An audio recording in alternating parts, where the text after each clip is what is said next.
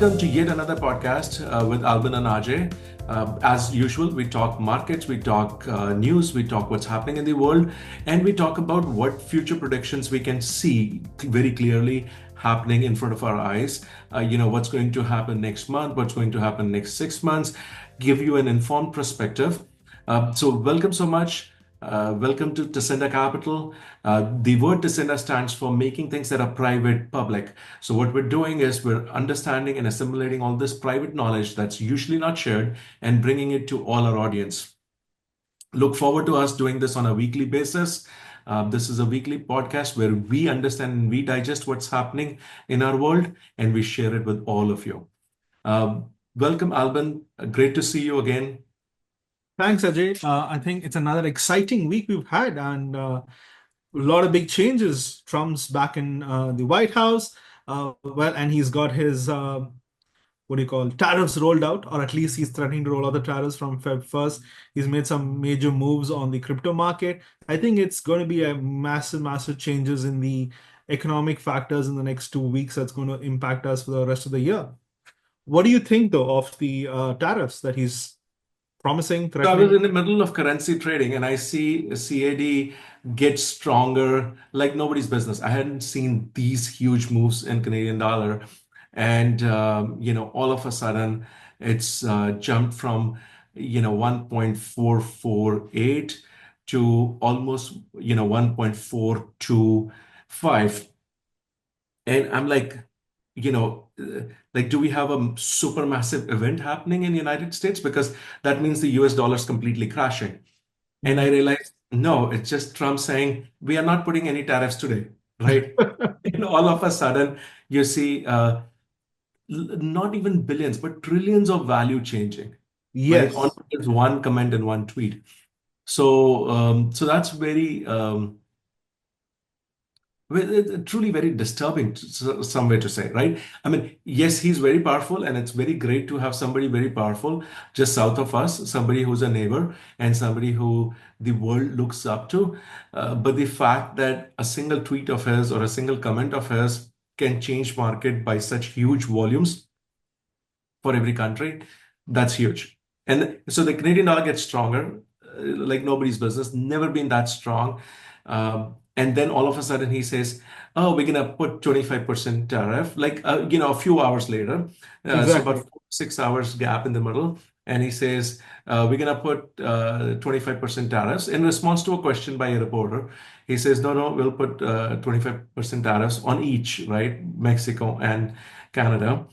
And most of our, and then all of a sudden, Canadian dollar starts falling like a rock again, right? Now, one of the things that most of our audience does not understand is Donald Trump saying, we're losing, poor America, we're losing. And, I hate, like, I love that guy, right? He's strong. He's kind of the leader that they need south of the border from us. But he's not losing in his trade with Canada. In fact, Canada is losing in the entire trade. Canada True. supplies all our natural resources at throwaway prices to the Americans, right? What's the price of natural gas in Europe? A Right? lot. Mhm. But $13 per million BTUs, right? exactly. What price do we sell it to America at?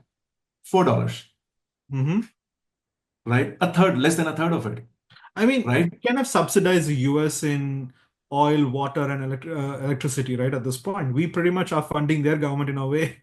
I hate to say it that way, but it is a fact. Exactly. And then, the rhetoric that we hear from Donald Trump is, oh, we are subsidizing Canada by $200 million. Yes, I mean, Canada has a clown right now, and that clown does not know how to defend himself or the country. Yep. And, and that something that Canadians made a mistake of letting him stay in power for so long. And I think, when we hire people in our businesses, we usually follow, hire fast but fire faster, right? If you know somebody just for an hour, you can make X amount of decisions based on that, and that's what happens in the hiring process. Then Very true. when you go ahead and work with them for a month or two or three, then you can make a much better and more informed decision. And I think at that point, you should make that decision with conviction, saying, hey, when I hired you, I realized that, you could be great at these, but as I saw you operate, now I see that I made a mistake there. So, you and I should part ways. And that should have happened with Trudeau long time back. But Canadians are way too nice, and sometimes being way too nice ends up hurting them. I mean, a decade too late, unfortunately, in some ways. And I think that's partly the way the politics here operates, right? Even though he's technically resigned, it's the Liberal Party in power till the next elections are called. So the policies themselves have not changed, which means we don't have a person at the helm. We have essentially a lot of wannabe PMs trying to build up the election momentum, right? Which means nobody's really making any decisions. Yes, Trump's come into power and he literally took 6 hours to change his mind on tariffs. Whereas in Canada right now, we are literally waiting for 6 months before our government can make a move back because we don't really have a decisive leader in the helm. Yeah, yeah. I mean, Alvin, what do you think about the retaliatory tariffs or some, rumors around that from Canada? I mean, honestly, the way tariffs work, you're not technically taxing the other government, you're taxing your own people. So it is itself a very bad economic move because you're making it more expensive for your people to buy things, right? You're affecting your own population. Second, I mean, as much as we like to retaliate, it's not going to be a federal retaliation. It's going to be provincial. I mean, Ford pretty much said we're not going to sell American beer in Ontario, right? Those kind of things are Those political are petty items, grandstanding. right? Those Those are are petty items. That's exactly basically that's just bullying, political right? It's grandstanding. like kids in second grade saying, I'm not gonna play with you, right? So, but that, leave aside those second grader tantrums. I personally think that the concept of retaliatory tariffs just does not exist, because for us to be able to retaliate and apply tariffs on something that the Americans sell us, they have to sell us something in the first place, right? The only thing that they sell us is cabbage, and we don't want to put cabbage or whatever vegetables coming from California. We're gonna get a lot less of them coming forward now, right? So I mean, there may be some rhetoric out there in media, and and Trump, I think, probably calls them very correct, right? The lying media or the whatever media. I don't even want to use those words, but As a former journalist student and someone who worked for a bit in that space, short bit, I should quote, I can tell you that the whole idea of news is not to sell information. It is to sell sensationalization, right? It's not about the dog biting the man. It's about the man biting the dog. It's exactly. about But how it's many. even worse. Don't you think it's even worse? Like, you know, every single person that I've worked with Mhm, who's some way, shape, or form invested their money or invested their resources or invested their time, the goal for the media, whether it be social media or fake media, is to actually steal our attention from us, steal our money from us, steal mhm. our patience from us. That's the goal, in my opinion, right? Every time I make an investment decision where I'm influenced by social media or what I see on YouTube or something like that, inevitably that ends up not being the best decision, right? So I've kind of made up my mind to very carefully listen only to people who are trusted and not to everybody else. And even when I'm hearing people that are trusted, I have to do very conscious, active listening to say, what are they saying? Why are they saying that? What is the background behind it, right? Because it's very common in New York that everybody talks their book, right? So Mhm. if now media is starting to play the game, how do we know that if New York Times is publishing a story or Bloomberg is publishing a story, it's not because George Soros wants them to publish, because he has a trade that's active against the Canadian dollar and wants the Canadian dollar to sink down, right? Absolutely. And I think that's propaganda, right? Like if you look at most news media companies today, they are either aligned or owned by uh, different vested interests, right? It could be people with investments, like you pointed out, or political affiliations, which means it is like you said, news cannot be taken for face value any longer, and it's important to go beyond that. I think that's what we're trying to do in this, Ajay. In our podcast, our goal is to look beyond the headlines and understand the levers moving those decisions, right? Which in turn actually keeps you ahead of the curve rather than following the winds of change. Absolutely. I think most of the news and most of what's happening is like magician's trick. You see something that's sleight of hand, right? While your attention's being redirected here, the thing's actually happening here. Right? Exactly. I think people need to be very wise and very careful. Like the whole concept that we're hearing now of tariffs. Firstly, I personally think if we have, we could have an irrational person and they can say, oh no, I feel bad. They shouldn't be bullying. I'm going to be a bigger bully. I'm going to tariff all the American beer. Sure, go ahead and do that, right? But, as Ontario completely, you'll consume like a very small fraction of American beer production. Yeah. But what's important is to look at the rational picture. And to our audience, markets can be irrational, right? So it's a very common saying that markets can be irrational longer than you can be solvent. So never fight against the markets, but understand what the rational decision-making process is. And sometimes the markets would be irrational, and that'll not be a winner for you, right? But your goal is not to win 100% of the time. Only God wins 100% of the times. Your goal is to win 70% of the time, 65% of the time, and that's a human win rate. You win those many correct decisions in your life and you're all set, right? So some people say that even if you win 51% of the times and those decisions are correct, you'll be fine. Exactly. And I think a lot of people are trying to make the right predictions all the time rather than make the right actions and decisions at the right time, which is probably where a lot of hand wringing happens. And I think that's where we don't get a lot of good progress, right? Today, I hate to say it, when you hyper regulate any industry because you're trying to make the decisions all the time correctly, you're actually stopping progress, you're stopping risk takers, and that's where you actually get great change and momentum. And Trump is, for lack of a better word, the risk taker, right? He will shoot his mouth off, even if he's 100% wrong, just to see how people react and see if he can make something out of it. And I think sometimes it's better to make first decisions than correct decisions because you're actually getting the first mover advantage in a lot of cases.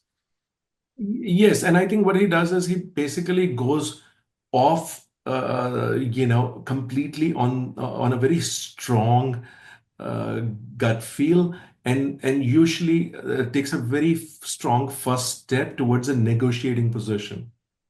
Right. So remember and this is how his stance has changed, right? Oh, we're gonna beat China at the game. We're gonna tariff everything. We're gonna do this and that, right? Yes, they did impose some amount of tariffs on Yeah. China, but tariffs to me, a student of economics, tariffs to me are you accepting the fact that your economy is less competitive than the economy of the other person, True. right? And instead of, so look at it this way, right? It's like kids playing, and you go ahead and say, not all of you are equal, and some of you are a little bit weak. So people who are a little bit weak, if you're running 100 meters, I'm going to give you a head start of 20 meters. Right? That's what you're doing. When you're imposing a 20% tariff or a 25% tariff, you're giving that weak student a head start. True. My take would be that truly figure out why you are being so uncompetitive, right? Is the cost of capital higher in your case? Do your financial markets not work? Do your people not get out of bed until unless they see $1 million hanging in front of them, right? So you got to figure those things out. And then you got to figure out that if somebody's trying to build something big and great in your economy, why are they not able to? Is that because they don't have the manpower available or woman power, right? People power available. And if they don't have that people power available, then what is wrong with your education system that's not able to generate that people power, right? I think you've got to hit the nail on right on the head, Ajay. Like you have to reflect inward to see where you're falling short rather than making concessions to somebody who is beating at your own game. And that's Yes, what everybody is doing. Tariffs are inherently handicapping yourself. I think exactly. unless he's directing all the so-called tariffs to build better schools and better universities to create the talent pool to build better companies, then that tariff is nothing more than political headlines. No, I will redirect our audience to Ray Dalio a little bit. So Ray Dalio has that entire curve which talks about economies that are growing and then they're falling from there on. And so what I find is that we're so hyper financialized at this point that to be able to understand what's going to happen, I think a lot of times I look at the technicals and the technicals tell me this is going to happen, and then I look at the news, and the news rationalizes what's going to happen. And I'll give you a quick example. Share this document so you kind of see what I mean.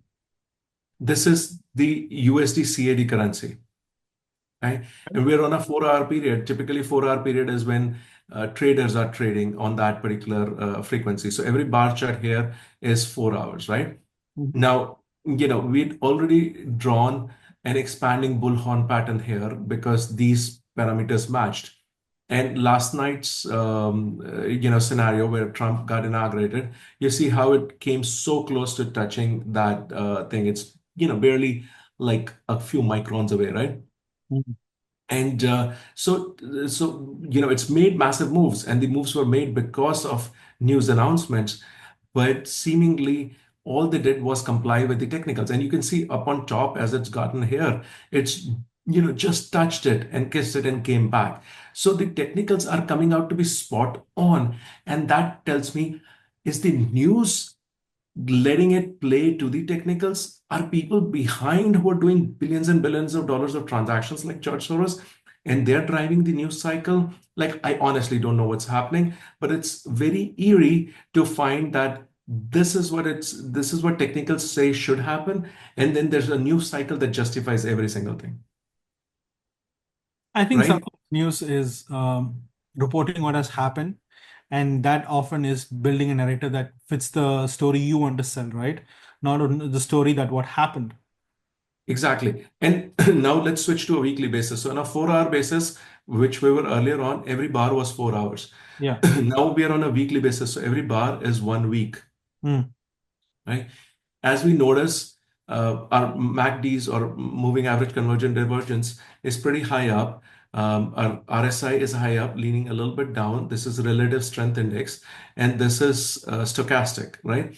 And so we know that US dollar is a little bit overbought at this point, right? Everybody and their grandmother wants to be in US dollar. Yeah. And that's something we understand at this point, right? Now we look at, for thinking fundamentals, what's going to happen to Canada? What's going to happen is very simple. We're going to go ahead and have the liberal shenanigans for a while. They'll Yep. say, oh, we're trying to get another person to be prime minister. And most probably they'll end up selecting Mark Carney. Yeah. And I don't think that he's the right choice because of his previous stance on not letting Canada build oil and gas pipelines, while at the same time he owns cement companies building those pipelines in the Middle East. So I think a person for Canada, the right person for Canada should be a person who can help Canada leverage and exploit its resources to the benefit of its citizens. But that's what's going to happen, right? So next 3 months, liberal shenanigans going to go ahead. Then they're going to go ahead and call for elections. Usually the campaigning happens in summers because all the students are available for campaigning. Then we go into a fall election, early fall election, and then we go ahead and declare the results of the election, and the new prime minister comes in. The new prime minister is going to come in by next February. And so let's look at what's going to happen here, right? This is my expectation at that point. So I've marked what will happen, but I don't have one price point in mind. I have a few different price points in mind, right? So when you look at technicals and you look at fundamentals and both of them are talking the same thing, then you go ahead and say, now I can understand broadly what's going to happen to this country. Okay? And people come in and they go like, oh, we're scared. We don't know what's going to happen. No, no. History does not repeat itself, but it rhymes. History very carefully, you will come to know what's going to happen. Okay. I'm going to move to a monthly scale because we're talking very long term. And, and usually nobody on YouTube talks long-term forecasts because everybody likes to just keep it very close. And there's a huge chance of you making wrong forecasts when you go ahead and do long-term forecasts. But this was all-time high. This was '02. So, dot-com bubble. In fact, dot-com bubble actually pushed it up, right? And then we noticed that October, December, and December of '02, which is 2002, is when it started falling down. So, this basically signifies a strong US dollar up on top. bottom signifies a a strong Canadian dollar. So we know that if you would have converted in October of '02, US dollar was 1.5934, right? So let's take it 1.6. So every US dollar would have given you 1.6 Canadian dollars, right? Now, if you would have waited right after that and you would have come here That's 5 years in, later, right? sorry, That's 2008. no, actually, it's November 2007. Okay. Let me explain you what happens, right? So the fundamental brought it here, right? Hmm. Fundamental fact of the matter that US was spending more on wars, really having a trade imbalance. So that brought you down to 91 cents, right? Or let's be here, right? 90 cents, 90 and round off to 91. So, 6 years ago, you could have bought $1.60 Canadian cents for an Mm. American dollar. And now 6 years later, you could only buy 90 Canadian cents, right? So the US dollar depreciated almost 50%, in a period, right? Well, So, but then what happened is 2008, and whenever there's a scare happening in the economic universe, then everybody rushes to the safety of the US dollar. So mm. this is the 2008 spike, In spite of the right? fact there's a massive bubble burst in the US at the It time. doesn't matter if they're orchestrating it themselves too. There's the concept of a dollar milkshake theory, and so everything gravitates towards the dollar. So this is where it happened during that scare. When that scare dissipated, then it came back to where it was originally. Mm. Right. So let's look at this from the exact same lens as before, right? We know what happens, we know why it happens, and so let's look at it exactly the same way. Okay. Now, let's look at COVID for a second. Mhm. So this is your COVID time frame, right? Jumps up, then they go ahead and overspend, and it jumps down, Mhm. right? So at this point, America said we're going to be physically conservative, so we're not going to spend as much money, and that's fine. They sometimes say something else and they do something else.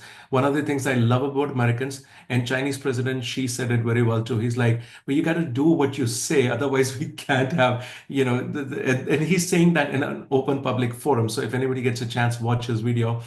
It's so funny. He's brought the ambassador of United States to his podium, and he's giving that thing that, listen, we don't have to work against each other. We can collaboratively build. We don't have to go to war with each other. That's going to be destructive and disruptive. But we can only build on it if we make it a point to do what we say. And America is very famous for that, right? No Child Left Behind Act actually leaves millions of children behind. Oh. The Do Not Spam Act actually teaches you how to spam. So what they say and what they do is sometimes polar opposites, 180 degrees from each other. So so let's, without knowing what the Fed's saying, and Fed does this all the time, right? They say, oh, our dot plots are saying this. We don't know if we don't see a drop coming or a raise coming, and then very next month they go ahead and reverse it. So they'll always leave you guessing. They'll always leave you on your toes, and if you listen to them, you will always end up losing money. So let's look at where it was doing before, right? So this was the range between which Canadian dollar and American dollar was going. Now we know that America as an economy is over leveraged, over indebted, and that means that that thing needs to get resolved. Yeah. Canada, on the other hand, is an economy that has so many fundamentals going for it, but at the same time has not leveraged most of them. We needed a conservative government to go ahead and get rid of the sissiness of, hey, this is not ecological, this is not green, and all that shenanigans, and really look at things from a common sense perspective, look at the fact of the matter, and say, all we need to do is keep our citizens happy, right? The government has three primary roles, right? And shouldn't be doing any other nonsense work. Number one, defense of the country. Mhm. Military, make sure the military is ready to defend the country. Second thing is to keep law and order. Right? If there's looting on your streets, if there's shit like that happening, It's that's not unsafe good to even live governance. there. That's sorry. I said it's unsafe to live there.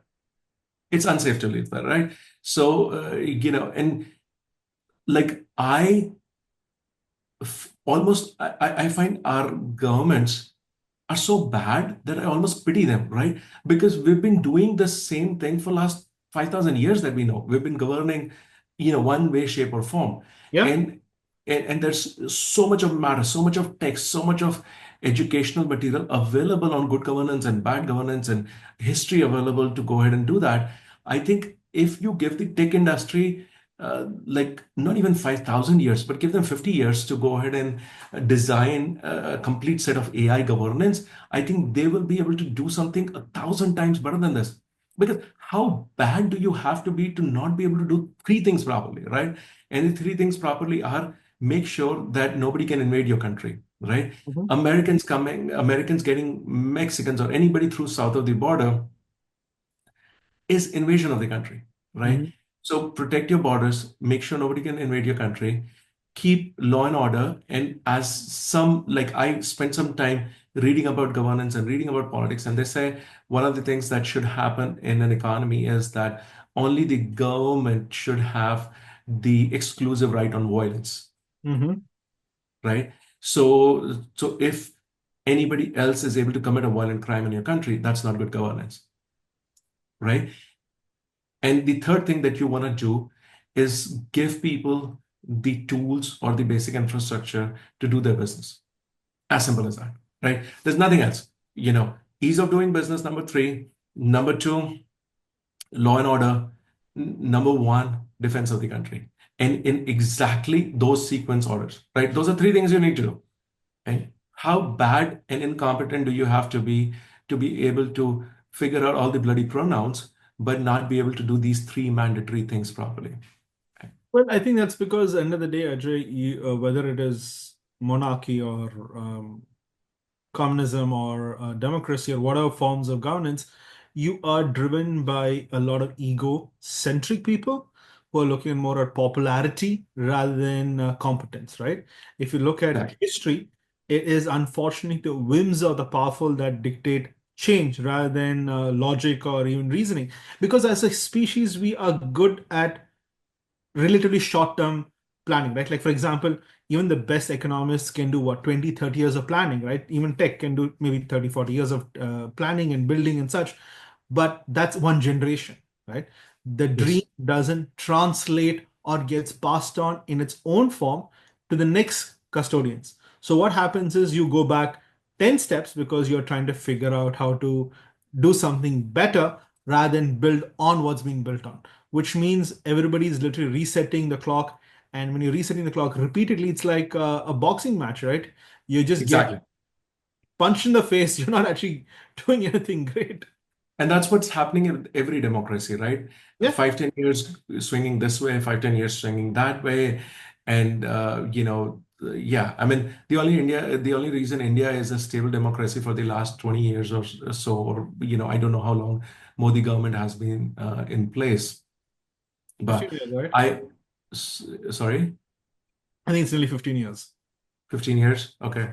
So yeah, I left India in 1999, so I haven't paid much attention to the economic and political situation of India. But if Modi government's been there 15 years, I think the only reason they're in power is because their opposition kept under the Rahul Gandhi personality, which everybody knows that this person is not able to win an election or not able to be like he does not have what it takes to be the prime minister. But despite that, he's still kept in power, which questions the fact. To me, it makes me question the fact that hey, is this genuinely an open thing or it's just theater for people, and in the back they have backroom deals which says, oh, this guy cannot become the prime minister ever because we don't think he's got that, so let's leave him as the leader of the opposition, that way the one party can keep winning, and then when Modi's ready to retire, then at that point we'll bring in a new leader in Congress and we'll let that person rule for another 10, 15 years. If that is the case, maybe that's better than switching every 5 years.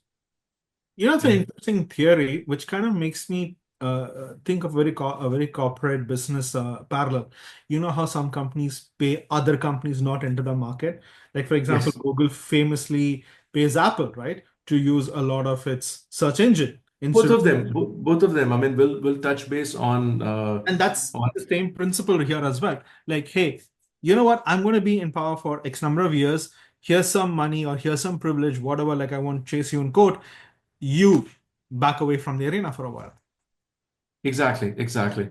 So, by the way, just before we end this, so our forecast at Tacenda Capital is that we expect a reversal to happen in the 4.8 to 5.037 mark. So expected anywhere 5.1 pretty much at the top end. So our forecast would change based on how things are going, but we expect that by this time something fundamentally would change, and we should look at a reversal happening from here. And at that point, Canadian dollar would start getting stronger and US dollar would start getting weaker. At that point, we anticipate this point to be reached in a few months. Let's see, anywhere from here to here, we expect this to be reached. Now, theoretical maximum that the US dollar can go is here, but that will be way too strong for the US dollar and would make US absolutely uncompetitive all around the world. With Donald Trump's promise of wanting to make US a manufacturing economy, Mm-hmm. and more made in USA, I think a weaker dollar would actually help him. It'll probably go till here till they gear up their manufacturing act, which will take them 6 months to 18 months, depending on different industries. But let's hope 6, 7 months they're able to gear up.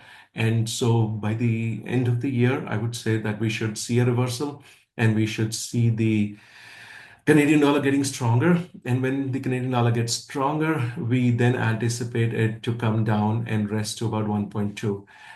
So a good trade right now would be to capitalize on. And again, by the way, this is not guidance. When we put in trades, we monitor them very closely.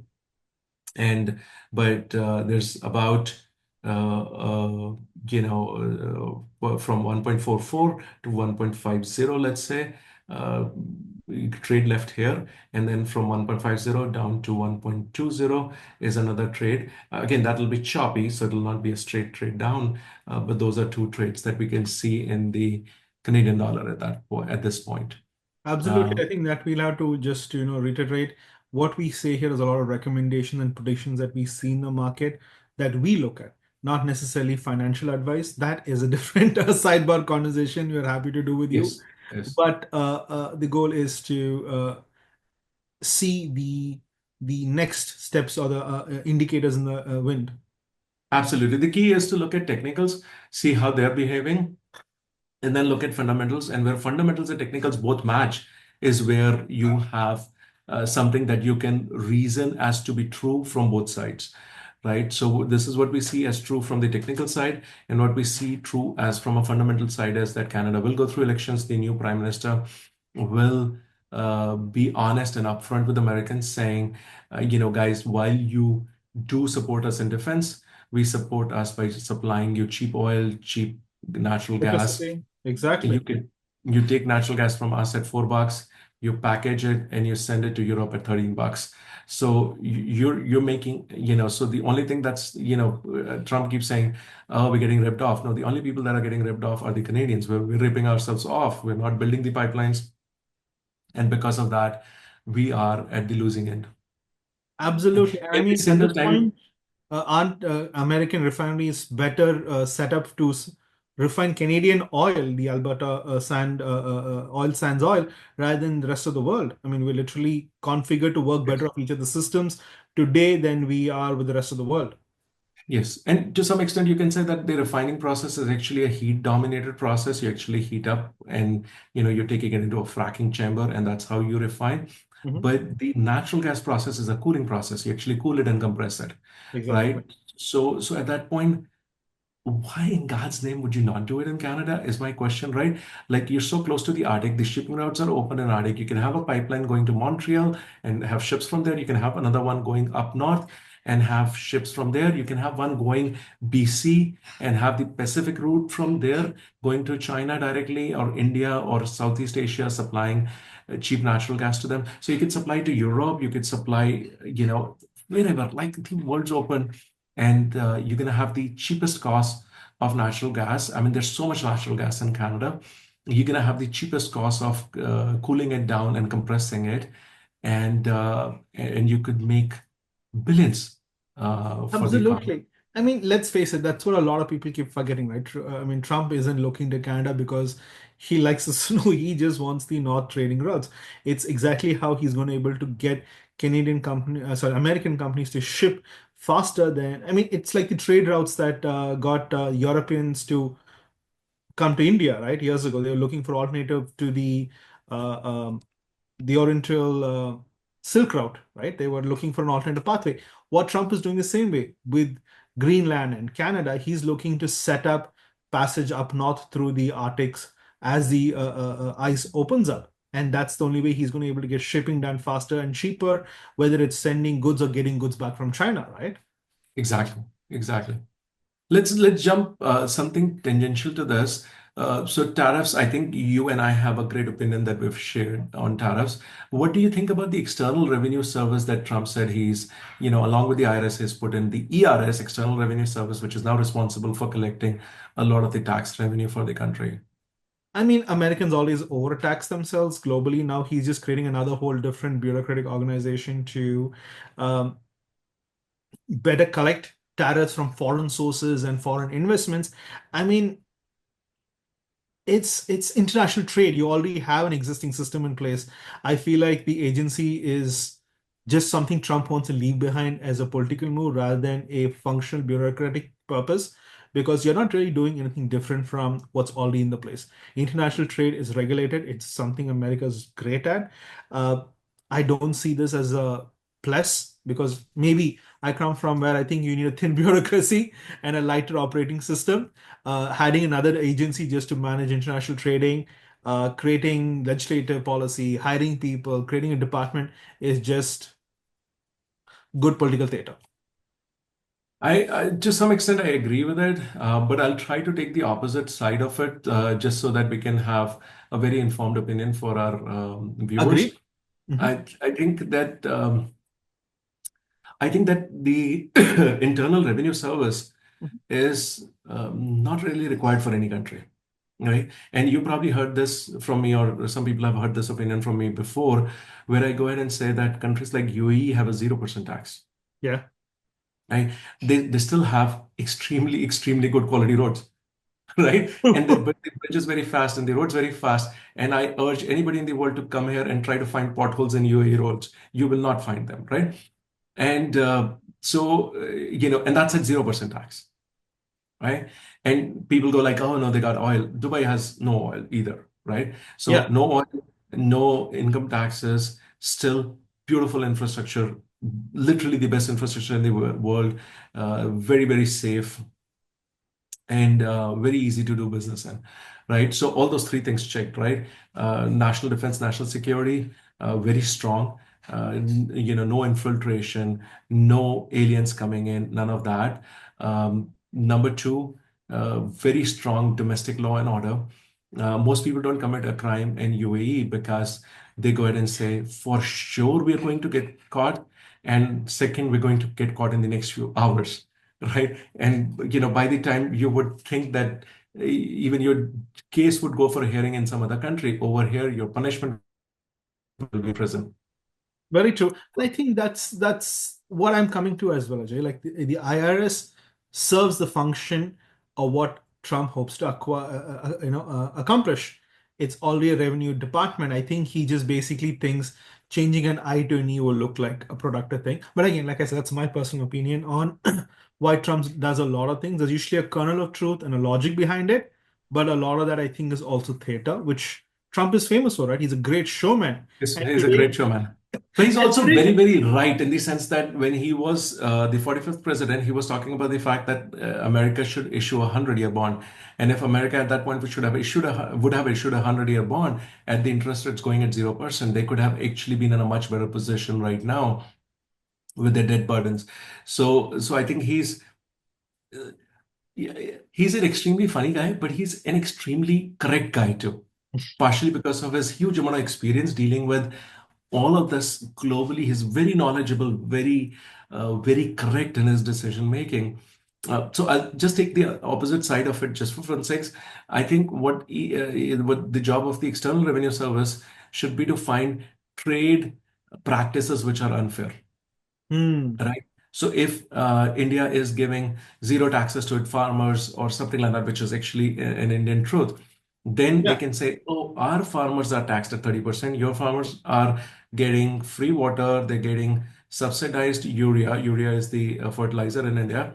Hmm. And you get zero income taxes to them so they can reinvest their income for next year. So we think the Indian agriculture produce should be taxed at about 20% or 10% or something like that to make it a level playing ground.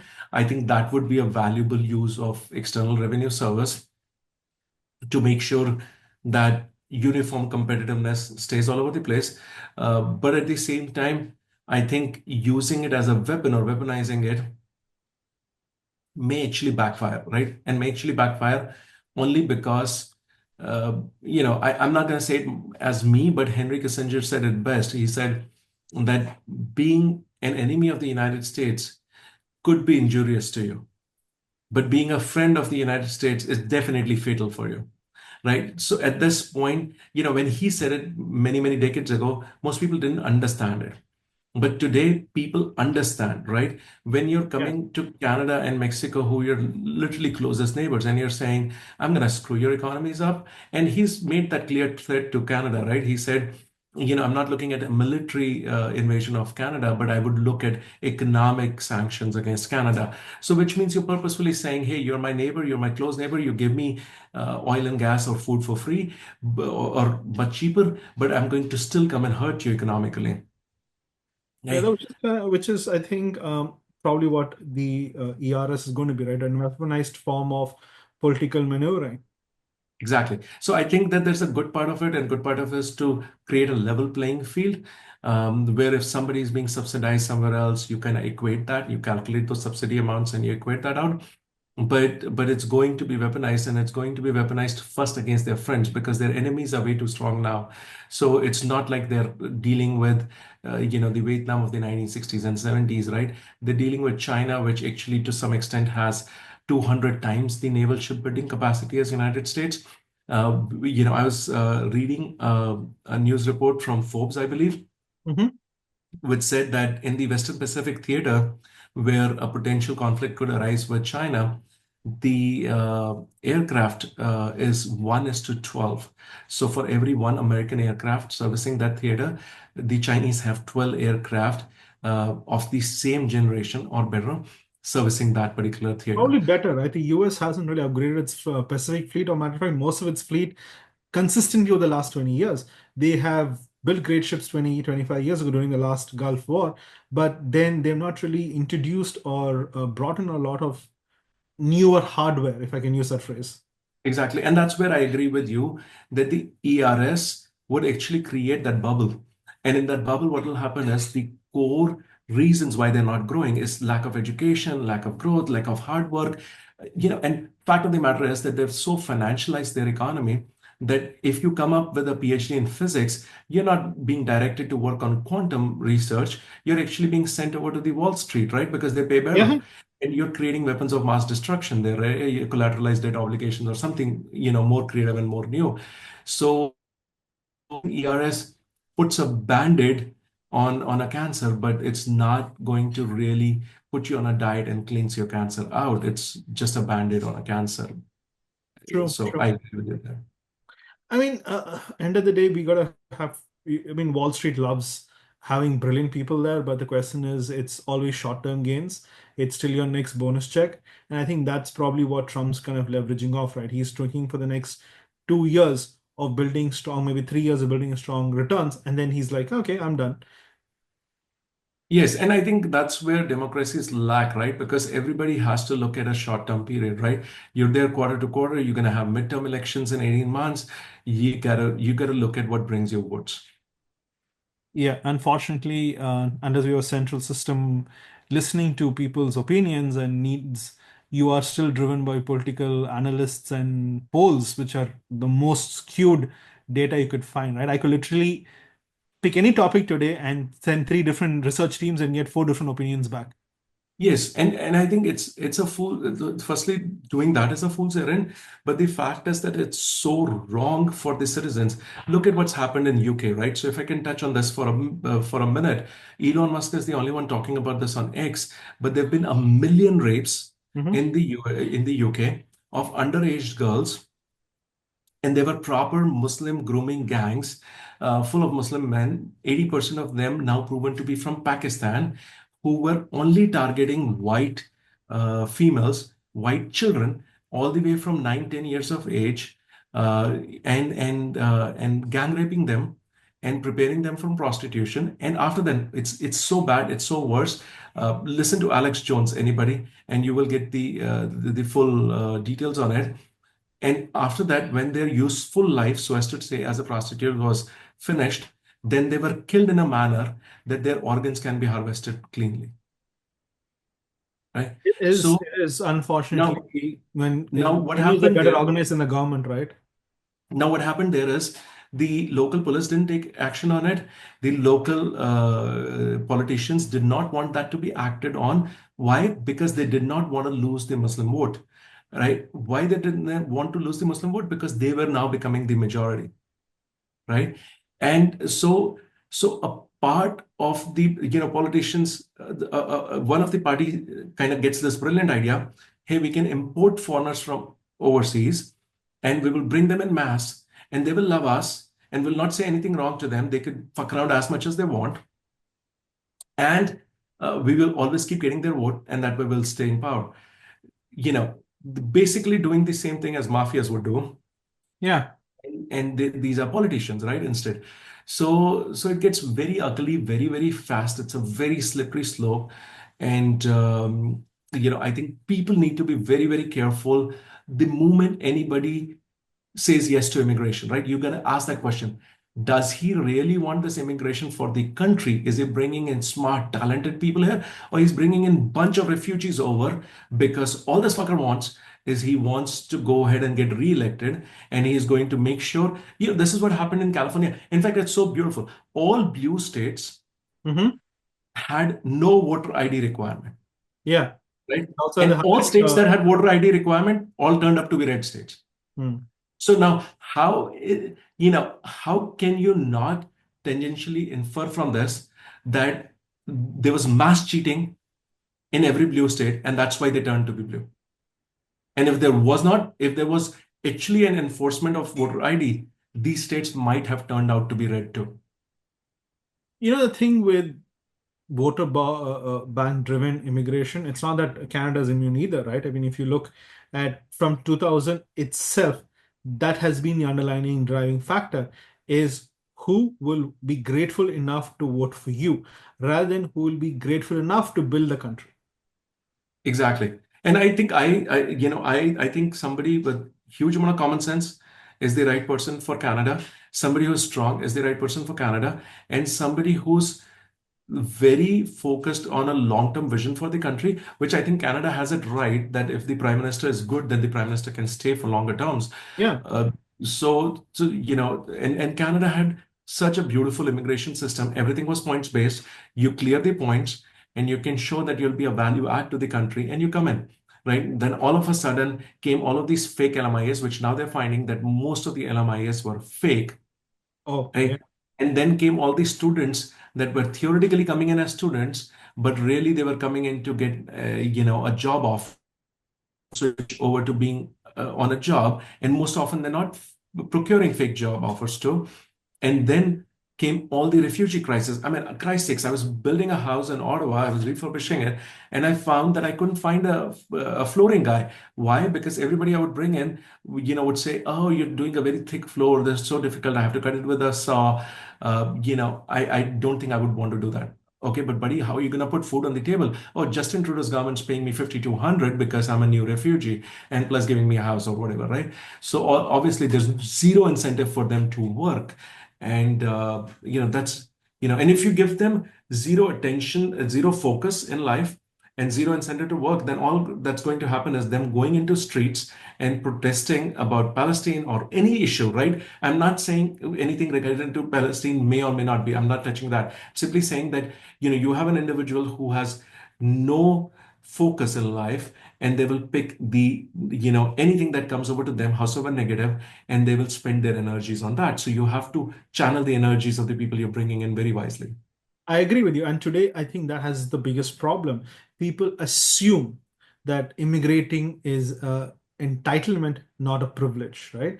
I mean, Ajay, you and I came to Canada as immigrants, and we know that it was not as difficult as it was decades ago, right, before our time. But it does not, we've not feel entitled to it, right? We know that we earned our way here. But the minute you think it's entitled to, like you said, you pick up the stupidest reasons to go to the street and protest. You come to the country under false premises, and then you expect the governments to change the rules. I mean, I remember reading the recent protest where people are like, don't change the rules. We want to be PR, but you didn't come here to be a PR. You came here to be a student. And like all students, you are expected to go back to your home country, not get an invitation to become a permanent resident. That was never the promise. Yeah, And yeah. and that Yeah, unfortunately, Canada never promised you that. Maybe your agent sitting in Ludhiana promised you that. But if your agent in Punjab gave you a fake promise, you could talk to that agent. You can't blame the country for giving you a fake promise, because the promise was always to come in as a student and you educate yourselves. And well, if you do find a job after that and we have PR options available, we will open them to you. We were never giving you a guarantee that we will make you a PR. I know. I mean, and even at the height of any prime minister, I don't think they had the power to grant PR to anybody, right? To It's anybody. always a earned privilege, and I think people, once they forget that, they kind of lose the plot, and then they start, like you said, going to the streets and crying and jumping about stuff that's completely. What do you think is going to happen now? So, switching back to our concept of tariffs, what do you think will happen to Canada and Mexico? What are going to be our next moves in Canada and Mexico? Honestly, I believe the Mexican President Claudia has been very vocal about the fact that they're not going to take it lying down. We, of course, in Canada don't have a concrete leadership apart from provincial governors Plus, down. we don't have our own aerospace defense, so we don't even fuck around with them because we go like, you own our skies anyways.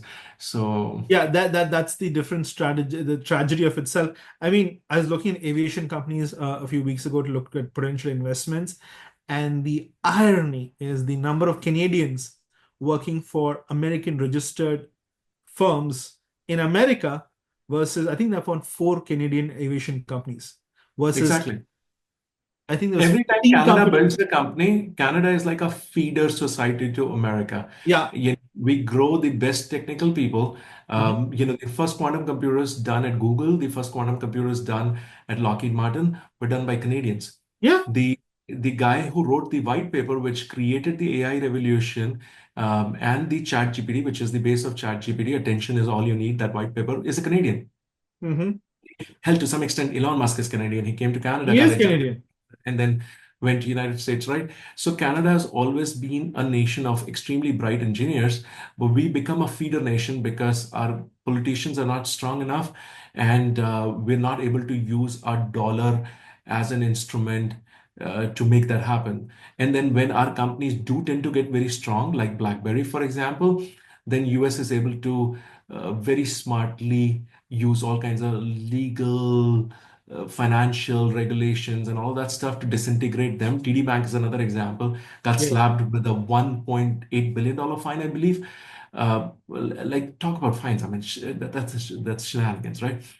So, but that happens to all Canadian companies, and that's why I come back to Henry Kissinger's point where they said, being an enemy of the United States could be dangerous, but being a friend is always, always fatal. I mean, unfortunately, the US has learned to weaponize its economy for decades, and Canada has learned to ignore the threat consistently, right? I mean, it is just a tragedy that I don't know if we've spoken about this before on our podcast, but there's billions of dollars of pension funds, Canadian pension funds, that invest exclusively in American firms, Yes, right? And yes. there's nothing got to do with the dollar conversion. It's got nothing to do with with Well, the United States is economics. the It's most got to do with the financialist fact you have one. startups there that are at a point where they need billions. They need that punching power pension funds and their checks bring in. So you are ending up literally funding Canadians, building American companies using Canadian capital. Yeah, you're right. You're right. There's this huge disbalance, right? American markets tend to be more liquid, more fluid, and they tend to give you better PEs. The PE for Baidu is, I believe, 8 or 9, but the PE for Google is probably 32 right now. I'm just speaking them off my memory. But so America as a market would give you 4 times the value as anybody else globally would. And over 70% of the entire world's equity capitalization is actually in the United States. Yeah. So, but US as a whole probably does 10 to 15% of the global production, right? So, whether of goods or services, right? And Hmm. like if you count the quantity, right? You can count the value, and the value would jump up because Americans could overprice everything that they're doing. So True. the GDP might sound very high, but when you talk quantity, then they do 10 to 15% of the global production, but they own 70% of the market capitalization. So, but I think coming back to our thing in terms of Canada and Mexico's next moves, I think Canada's next move should be focused internal, and we understand from Pierre Poilievre that it is focused internal. We're not going to worry about what Americans think or what they want to do. What we're going to worry about is growing ourselves, fixing our issues, getting our pipelines, getting our products to market. That's what we're going to focus on.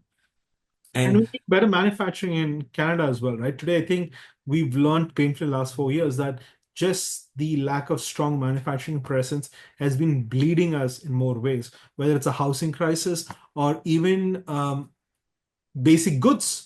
I mean, remember the vaccine crisis that we were dealing with? We developed the vaccine, but we couldn't manufacture the vaccine. That's the irony of our tale. And we're not in a large population, 40 million. So we don't have enough of build capacity. And I think that should be one of the biggest focal points for the next government.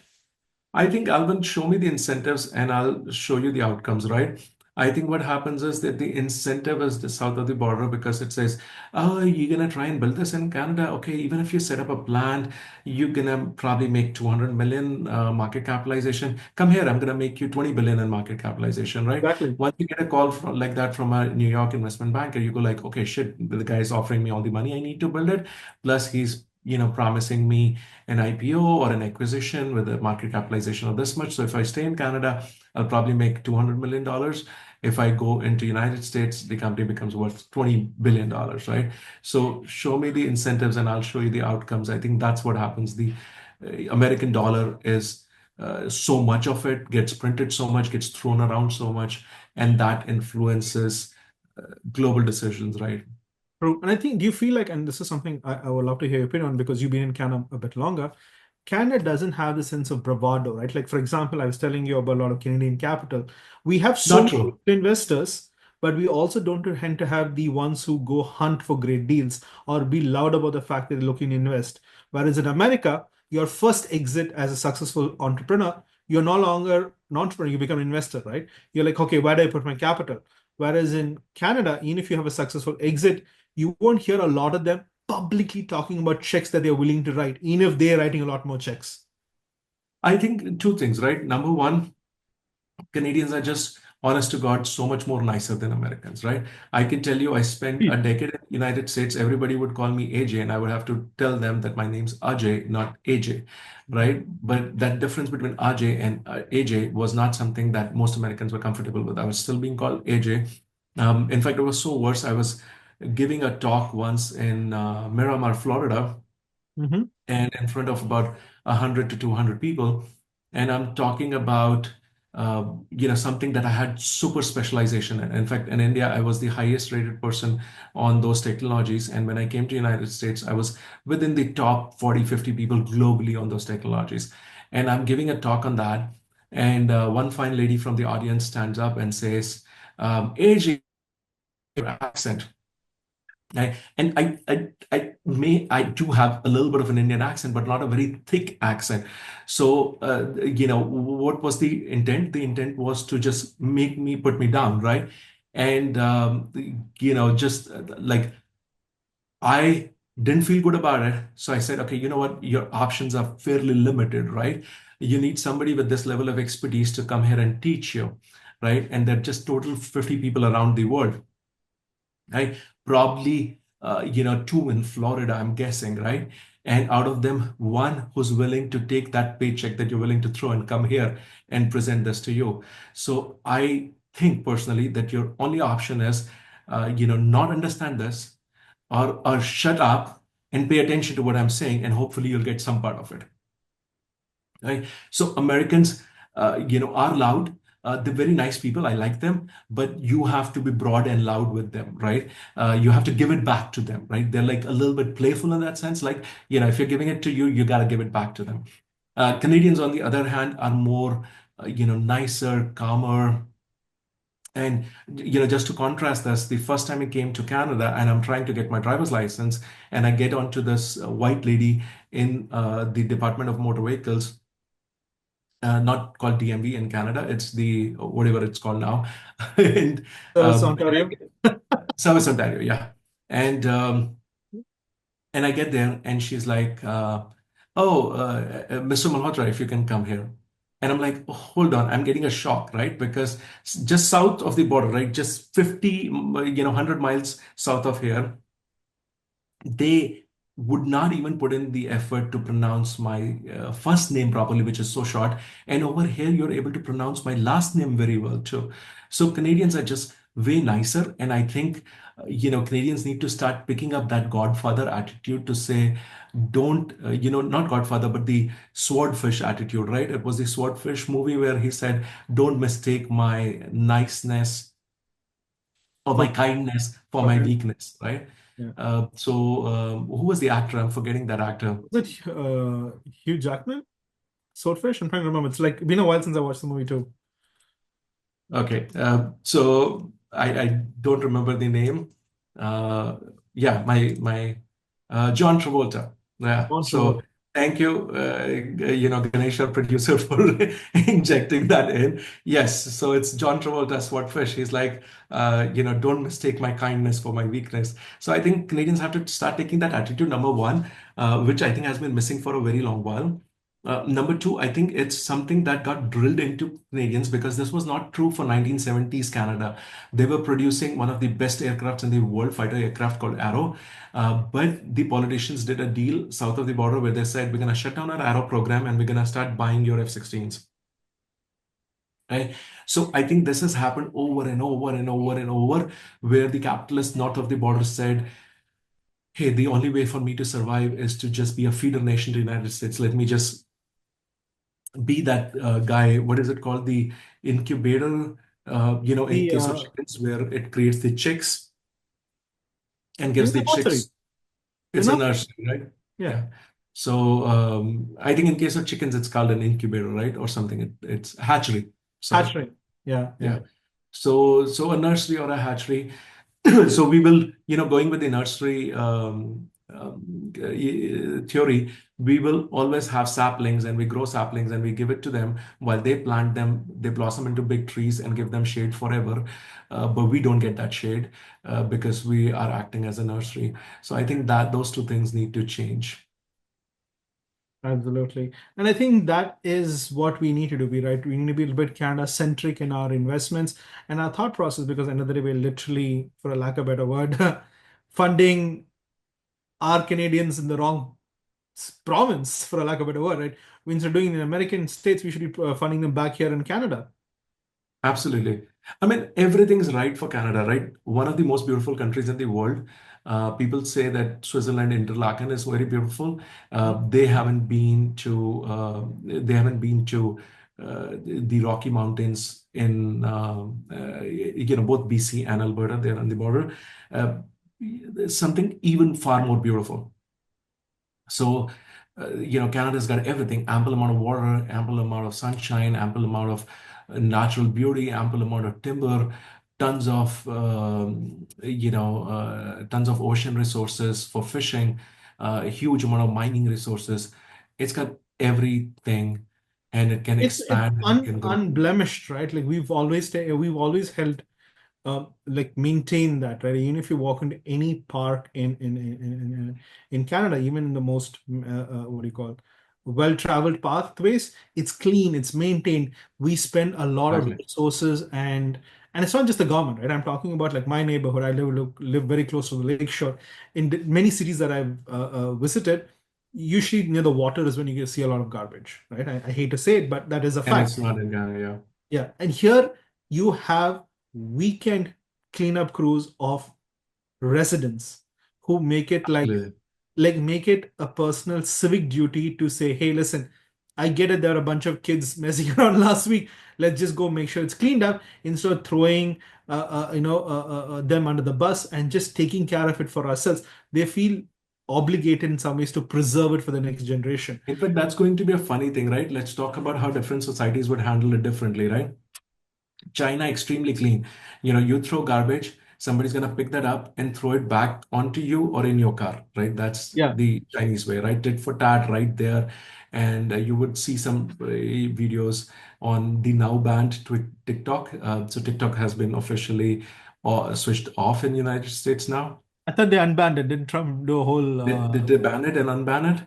Yeah, he basically Okay. started the need to ban it, and once it got banned, he went to it like a white rescuer and unbanned it.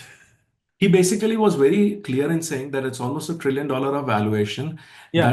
that is dependent on my signature. So if it's dependent on my signature, we as the country should be getting half of it. So he wanted $500 billion to make that signature. So I think he's probably gotten some kind of a deal for the United States there. Oh, absolutely, I'm sure. I mean, given the number of American companies like Oracle and AWS, which are literally running their infrastructure, I'm sure something was inked out long time back. Yeah. But let's look back from China. So in China, they will throw it back in your car or whatever, right? So to teach you a lesson that don't do it. And then the cameras will be monitoring you anyway. Yeah, I So was going to say that your social credit. your social credit would go down, and all of a sudden you go to your ATM and the ATM says, I can't dispense you cash, or you go to buy a train ticket. Nobody uses cash there anyways. But you go to buy a train ticket and say, beep, beep, sorry, can't give you a train ticket, so you cannot go home or go to commute because your social credit has dropped, right? That's the Chinese way. Move over to India, and everybody would throw their garbage and then clean their footpath and move it onto the other guy's I was footpath, going to right? exactly say that. It just moves to the next person on the left. Exactly. Next person on the left till it gets to public property, and then And you gets have a small landfill. and then everybody bitches about the fact that the government's not doing anything because there's dirt on the streets, right? And then the Canadian attitude is, I noticed this too, and it was quite a shock that there would be drives in every neighborhood where somebody would come in and they'll take the charge of saying, we're gonna do a public cleanup. And whosoever wants to come from your house, whether it be kids, and every kid would usually participate in it, and they Yes. will go ahead and just buy gloves for all the kids. So every kid has gloves, and they have trash bags, and they have the picking tools, and they will go out and they will clean all the public areas, right? The parks and all that stuff, and take all the litter away. Usually happens right in spring when the snow melts and there's some litter there. So that's, for you guys listening, the difference in attitudes in different countries in terms of civic responsibility and keeping things clean. Absolutely. And I think that's also got to do with the culture, right? Of taking care and making sure things are on track. Now, I just circling back a bit to what Trump did, right? And I think this is something we should talk about. One of the things that it was expected that Trump would do is be pro crypto. And Trump literally did that by launching a meme coin, right? Literally. And not On just the for Solana framework, yeah. and he'd also launched one for his wife. And did you just read the numbers of how much they've literally earned in 48 hours? I was told that Trump's coin was at 12 billion valuation market cap. Is it still at 12 billion? Now it's at 7 You billion. know, it's 7 billion at this point. Yeah. And I think there was an almost 86% returns in 48 hours, which is an ridiculously high amount of returns when you think about it, right? And that was Yeah. expected because a lot of people who did the initial purchase were hoping to uh, cash out on day two, which is today, which is why you notice a substantial drop in the numbers. But that is another indicator of what I call a showmanship that Trump has, right? He literally launched a no value asset, which is what crypto is, which is a speculative asset. And literally in 48 hours, he increased its valuation to what, 12 billion. Exactly, exactly. But that, Alvin, to me, that is exactly what I've been saying. They're printing a lot of their money, they're throwing it around to a point that everybody else in the world thinks it's real. You give somebody $1 in India, in Pakistan, in Bangladesh, they give you value for it, right? Still today, you could buy a meal, I believe, in Bangladesh, a very lavish meal for $1. Right? But in the United States, there's just so much of it just sloshing around, and that's reduced the motive for any one of them to put in a hard day's work, and that's why their productivity is down, and this is another proof of just dollars sloshing around all over the place. I mean, that's Keynesian economics, right? I mean, end of the day, you don't have fiat currency connected to anything that's tangible.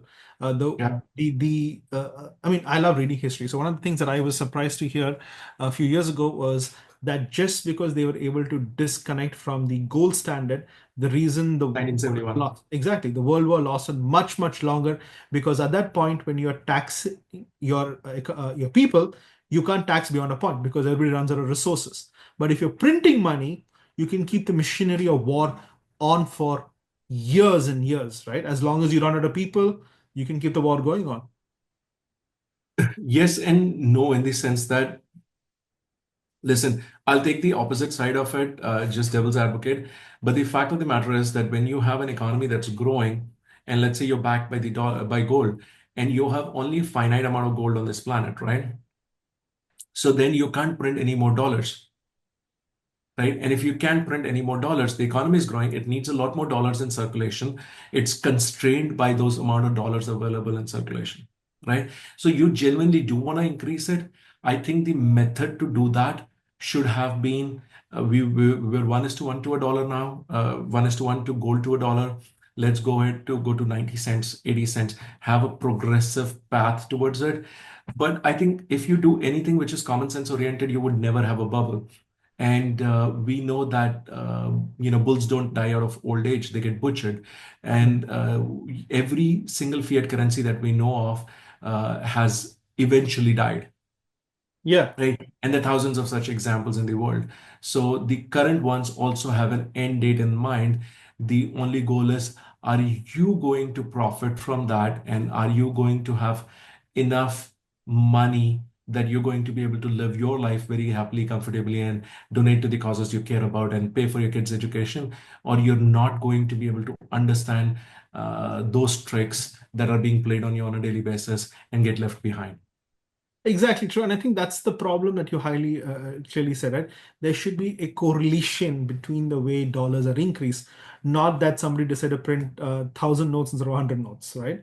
Which is a very risky thing, because after a while, hyperinflation kicks in and your money has no longer value. I mean, we've seen this in the last decade, 2 decades, where currency has become so bad, to buy a loaf of bread, you need to take a bag of money. Exactly, exactly. And that has happened many times in the history of mankind, right? I think what's going to happen, so, we've spent a lot of time talking about it and we can talk about it for months, but let's wrap up this particular episode. And I think we see that I'm opening it up to you as well in terms of our global outlook and where we see building opportunities for our clients and for our fund. Uh, Number one, we see, as I mentioned, dollar getting strong for a little while, and that should bring in capital to United States because people will think that, listen, if nothing else, I'm going to make 5-10% just on getting the capital into United States and getting it out later with a stronger dollar.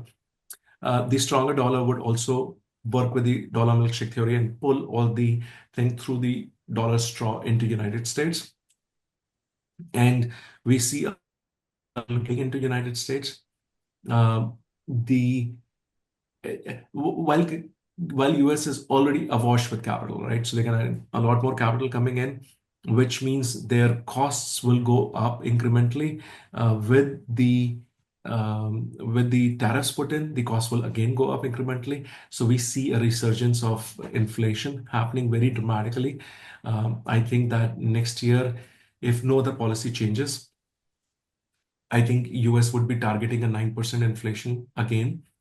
And at that point, the Fed will be forced to raise their benchmark rate to 2 percentage points below. So the economic theory is you should be 2% below the inflation rate because you anyways want to keep inflating 2%. So you're just 2% below that. So they will increase their rate to about 7%. Remember, this time they barely touched 5%, and it was pandemonium. So next year we anticipate it to be getting to 7%, and that would be, so maybe later this year or next year, and that'll be the resurgence of inflation will bring more dollars in. That'll increase the interest rate to calm the inflation down, which will bring even more dollars in, because with the rise of interest rates, the dollar will keep getting stronger. And and I think at that point, some bolt's gonna come loose, and the whole thing's going to fall apart. And when it falls apart, again, the first reaction of the market is flight to safety. So more dollars come into United States, and the US dollar gets stronger because everybody's buying the US dollar and dumping the other currencies. But I think that will be the peak of US dollar as we know of. And then from there on, it'll be the downfall. So we have to, at this point, understand the right investments we can make in the United States to kind of capitalize on the growth of the dollar. And then from there on, be very cautious of that turning happening. Sometimes it's referred to as the fourth turning.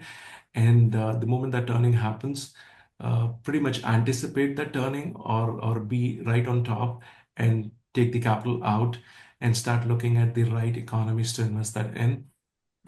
I don't think India is the right place. There's maybe not, right? But that's probably a discussion for some other day. I was going to say that's a whole different topic, only That's a whole because the different topic. scale of Yeah. economics that India brings to the table, right? 1.5 billion people, that's a scale that China and India operate at that most countries can't even comprehend. But Yeah. Ajay, I agree with a lot of what you said in terms of the dollar being a big indicator for people to invest. But I also think it's important to keep certain basics, like the basic principles correct, right? It's important to not lock yourself into things. One of the things that I often recommend is make sure you have enough liquidity options, because opportunities like the Trump coin might just appear in the corner, and you should be able to learn to leverage those short-term gains. And it's important to always have your flexibilities available with liquidity. Other things that I personally believe in is that you have to diversify geographically. Yes, the US is going to do a lot. It's going to be great growth there, but also it's sane logic not to put all your eggs in one basket. Today, a lot of European technology is growing only because they don't really have manpower. So automation, whether it's in China, whether it's in Europe, is a big place to jump in. Clean tech has, in the last 5 years alone, reached a point where it's no longer theoretical, right?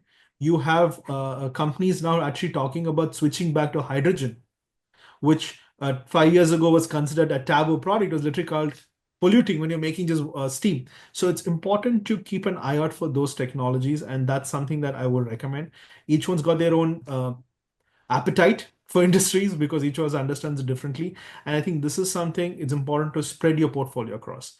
And if you keep that in mind, Trump's tariffs, yes, are a pain in some cases, but they also create opportunities, right? Think about countries like India, Vietnam, which are now switching to their own different markets and supply chains. The BRIC has built its own little economic bubble that's countering a lot what the US does. So, knowing this macroeconomic changes, you need to be able to know which countries to reposition your investments in. But Exactly. Though India always acts as a counterbalance, right? So the Indian economy, Indian stock market always acts as a counterbalance and is inversely proportional to US. So when the US market starts going down, the money flows to India and the Indian market goes up. So India is not really going up with its own capitalization or its own capital. It's going with FDIs, or foreign direct investments, flowing in, which is primarily US capital, right? And then the moment US gets stronger, the entire capital gets sucked out of the Indian injected into you. So same amount of money, same capital is basically sloshing here and there. And I think that's where people need to be very aware of that. And they shouldn't go like, oh, Gautam Adani had a bad report come in from Hindenburg, and that's why the market's the market's going down because at this point the US is anticipated to go up, so everybody's pulling their money out, right? Well, And to so some extent, it's also zero-sum game in certain markets, right? If your market is leading because another market's bleeding, it's not necessarily new capital being created. A lot of people forget Wall Street is literally a zero-sum game. it's a A zero lot of sum game. people It's a have to negative sum lose. game, actually. Worse, it's a negative sum game, right? When you account for fees and all of that stuff. So every time a transaction's happening, X amount of slippage fees is going out, right? And so it's yeah. Absolutely. I think, Ajay, with that, So we should probably wind down. We've had a pretty a long conversation today, considering that it's been going to be a momentous week for us with what Trump's done earlier. It's going to be a lot of changes to look for in the next few weeks as well. absolutely. And at Tacenda Capital, what we're going to be doing is Trump's second term has told us that it will be very fast, very volatile. So our goal for ourselves and for every viewer is stay informed, stay agile, watch for all news announcements, tariffs, market reactions, trade deals, all of that happening. Adjust your strategies accordingly. You could make a lot of money or you could lose a lot of money. So stay informed. And thank you so much for tuning in. The show notes will have any additional resources we talk about and further reading. Thank you so much. See you next time. Please like and subscribe if you like the content we provide you. Thank you, everybody, for watching. It's a pleasure always to have great discussions with you, Ajay. And as they say, right, like and subscribe and share our content if you enjoy what we talk about. Bye bye. Bye bye.